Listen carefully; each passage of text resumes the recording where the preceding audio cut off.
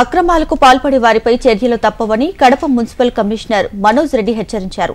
Tax తగ్గిస్తామని చెప్పి అవినీతికి పాల్పడిన ఒక అడ్మిన్, ఇద్దరు ఆర్ఐల సస్పెండ్ చేశారు. సకాలంలో ట్యాక్సులు కట్టకపోతే ప్రజలు ఇబ్బందులు పడతారని ఆయన గుర్తు చేశారు.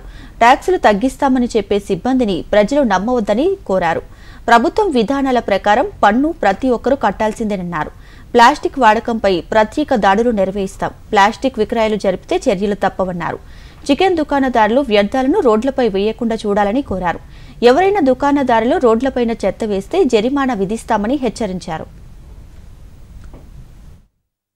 ఎవరైనా కానీ అసెస్మెంట్లు తక్కువగా చేయడము, అండర్ అసెస్మెంట్ చేయడము, లేదంటే లోకల్ లెవెల్ అడ్మిన్స్తో కానీ లేదంటే ఆర్ఐలతో కానీ ఒక లైజాన్ పెట్టేసుకొని ట్యాక్సెస్ కలెక్ట్ చేయకుండా లేట్ చేయడము, లేదంటే తక్కువ వేయించుకోవడం, ఇలాంటివి చేసే అవకాశాలు ఉన్నాయని ఒక దృష్టికి రావడం జరిగింది.